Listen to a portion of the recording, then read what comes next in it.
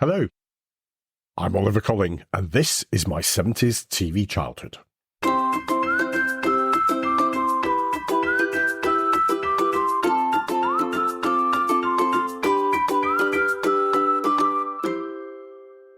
Hello, and welcome back to my 70s TV childhood. We are a podcast which is about what it was like to grow up as a child in 1970s Britain, and the impact that television had on our and our families' lives back then.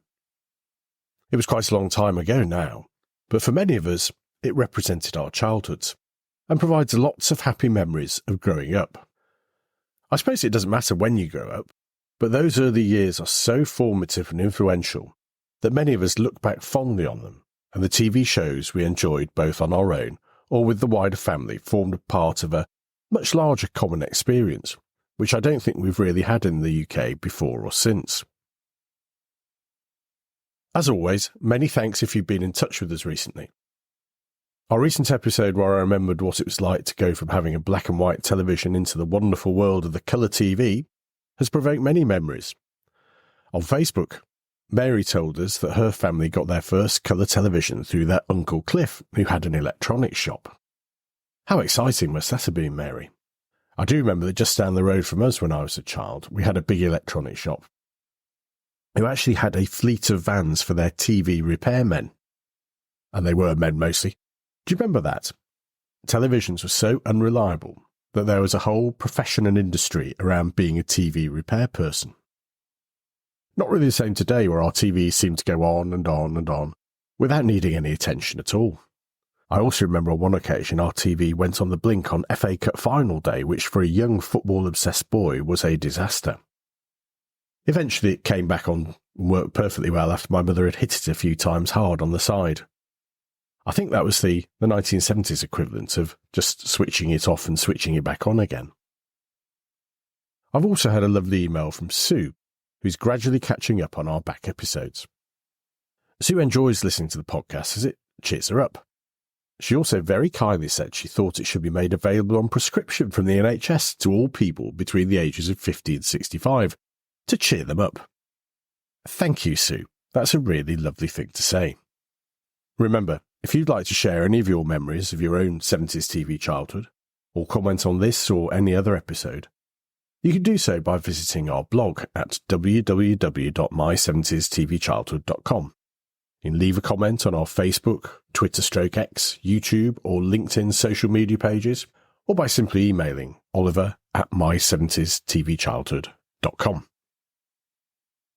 At the time of recording this episode, I've been hearing a lot in the media about the build-up to the new Formula One season. Now, I'm going to be a bit controversial here, but modern-day Formula One does nothing for me, I have to say. When I was a child and we had motor racing dominated by the likes of Niki Lauda and James Hunt, it did seem very exciting and, of course, very dangerous. The cars were pretty flimsy, and it did seem that it was genuinely about who the best driver was and their racing skills. Nowadays, it all seems a bit overly technical to me, and whoever has the best car seems to be the most likely winner. I still appreciate that it's dangerous and hard work for the drivers, but it's, well, really boring compared to the days of genuinely competitive racing. Anyway, all of this coverage of motor racing reminded me that it wasn't just James Hunt and Niki Lauda who attracted lots of attention in the motor racing world in the 1970s.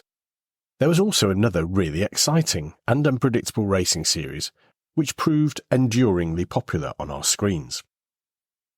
Now, here they are, the most daredevil group of daffy drivers to ever whirl their wheels in the Wacky Races, competing for the title of the world's wackiest racer. The cars are approaching the starting line. First is the Turbo Terrific, driven by Peter Perfect. Next, Rufus Roughcut and Sawtooth in the Buzzwagon. Maneuvering for position is the Army Surplus Special. Right behind is the Ant Hill Mob in their bulletproof bomb. And there's ingenious inventor, Pat Pending in his converter car. Oh, and here's the lovely Penelope Pitstop, the glamour gal of the gas pedal. Next, we have the Bouldermobile with the Slag Brothers, Rock and Gravel. Lurching along is the creepy coupe with the gruesome twosome, and right on their tail is the Red Mac. And there's the Arkansas Chugabug with Blue Tin Blubber Bear. Sneaking along last is that mean machine with those double-dealing do-batters, Dick Dastardly and his sidekick, Muttley. Now they're up to some dirty trick, and they're off to a standing start. And why not? They've been chained to a post by shifty Dick Dastardly, who shifts into the wrong gear. And away they go on the way out Wacky Races. Wacky Races was a cartoon series from the prolific Hanna-Barbera studio, which was made and first broadcast in the US in 1968. It was a staple part of the British children's TV schedule for most of the next decade, so I think it qualifies for inclusion in our memoir. We reflected on the dominance of Hanna-Barbera in our episode from August 2021. Their cartoons were everywhere on British TV in the 1970s. What we didn't realise as children was that they provided a cheap alternative to making homegrown shows, which was very expensive, and that you could show them to your young audience again and again and again, and they wouldn't complain. So our schedules were packed with the likes of Touche Turtle, Lippy the Lion, and the animated version of Laurel and Hardy. Many of these cartoons dated from the early 60s, but were trotted out regularly for years and years. I mentioned this before, but there was actually one of my friends at primary school who didn't realise that the Laurel and Hardy cartoons were based upon real people, which I always thought was remarkable. But for every Touche Turtle, which I could take or leave to be honest, there was a Scooby-Doo or a Top Cat, and of course, Wacky Races, which proved more popular. So why was that? And why do I still think of Wacky Races so fondly? Well, let's look at the premise, shall we?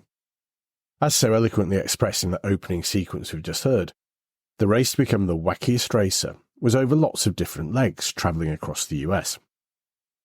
With hindsight, I imagine that they were trying to produce a cartoon version of those big star-studded 1960s movies like Monte Carlo or Bust, or The Great Race, and those magnificent men in their flying machines. In fact, the more I think about it, Dick Dastardly is a bit like Terry Thomas, isn't he? Terry Thomas was always the slimy, villainous cheat in those kinds of films. So I think I can see a link. When I was watching Wacky Races, the thought never crossed my mind, but now, around 50 years later, I think I've finally made the connection. Like the race-based caper movies, the other cars and drivers have their own eccentricities. So why don't we go through the teams and recall their unique qualities? It will be more exciting than listening to the Formula One previews I was talking about earlier, where the so-called experts drone on and on about the different teams, only to arrive at the unanimous view that Max Verstappen and Red Bull will win because they have the best car. Yawn. Okay, well let's see who's on pole for the Wacky Races. And how many of the cars and drivers can you remember? Let's go in numerical order, shall we? I suppose first is number 00, the meme machine driven by Dick Dastardly and his sidekick Muttley, but on second thoughts, let's leave them until last, as they were the undoubted stars of the show. In car number 1, the Bouldermobile, we have the Slag Brothers, Rock and Gravel. Rock and Gravel were two cavemen, and their car was a big hollowed-out rock, which was somehow powered by them hitting it with their caveman-type clubs. In fact, they were just like the later Captain Caveman, if you remember him.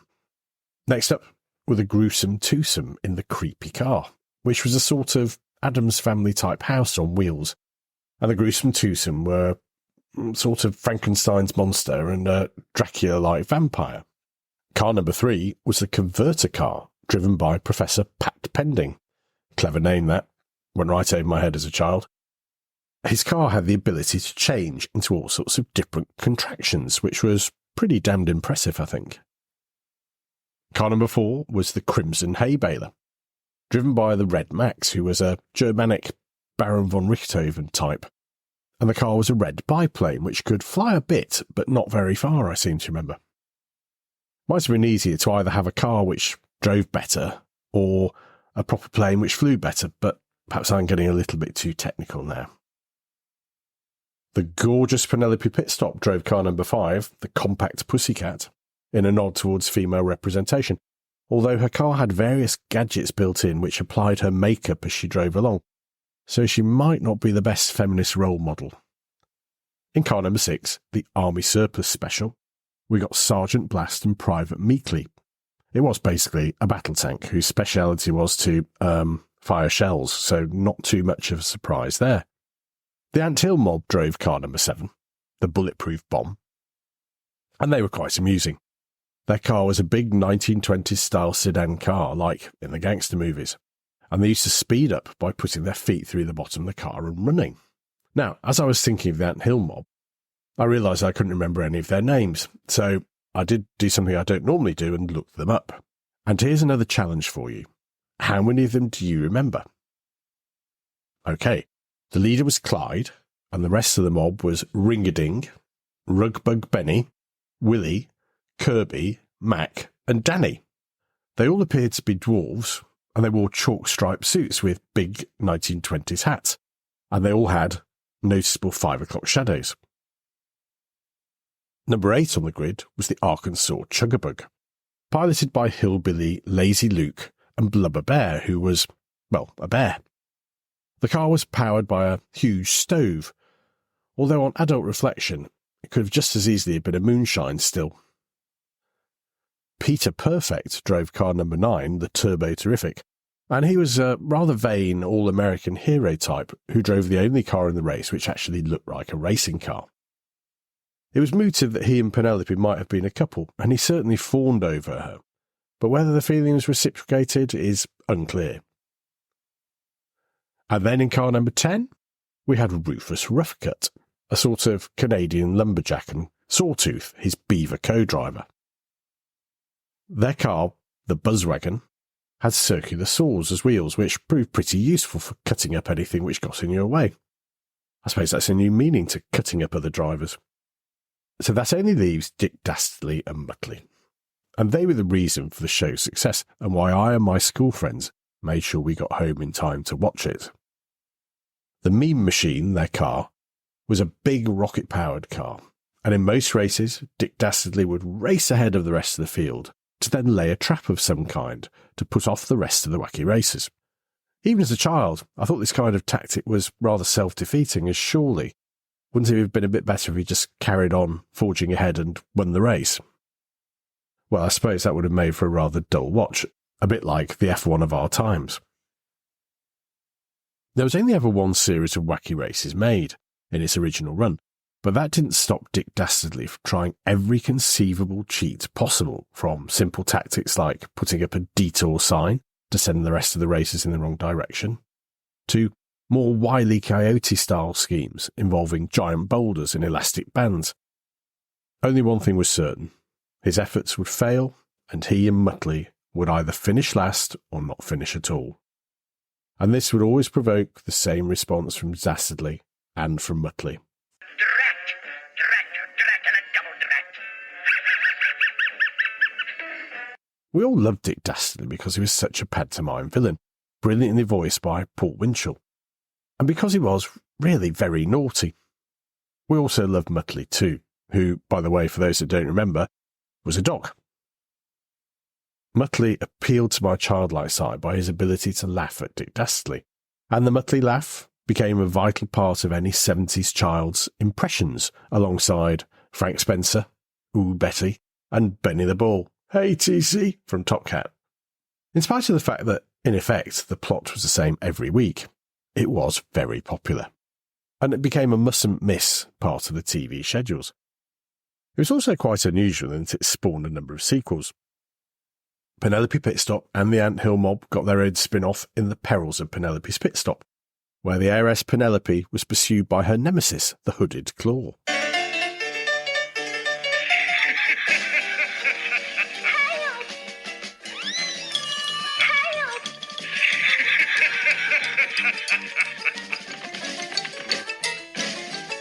Perils of Penelope Pitstop. Starring those 7 rollicking rescuers, the Ant Hill mob, their courageous car Chug-a-Boom, and that villain of villains, the Hooded Claw.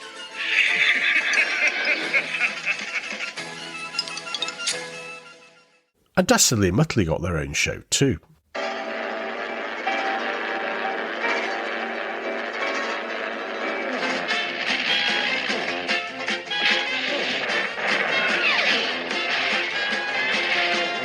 Muttley, you snickering, floppy-eared hound. When courage is needed, you're never around. Those medals you wear on your moth-eaten chest should be there for bungling, at which you are deaf. So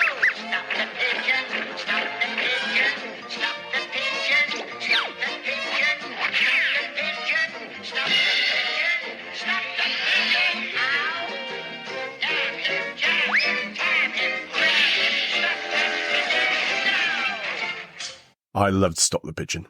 Educational and cultural it wasn't, but funny and entertaining it certainly was. We've talked about the show before, so I won't go on too much, but it was the sort of magnificent men in their flying machines for the under-8s, and perfect for being that. Hanna-Barbera certainly knew their audience, and alongside Wacky Races and Stop the Pigeon, there were dozens of other cartoons which became much-loved favourites. We don't get so many packed schedules of cartoons on mainstream TV now, largely due to the fact that they occupy large swathes of the channels on Freeview and Sky. But every now and again, I remember shows like Wacky Races, and I'm immediately back at home sitting in front of the television, having just arrived home from school, and ready for another exciting 20 minutes, watching Dastardly and Muttley fail to win a race. And we always knew, at the end of the programme, we'd get ready for the next exciting instalment. And they're off again!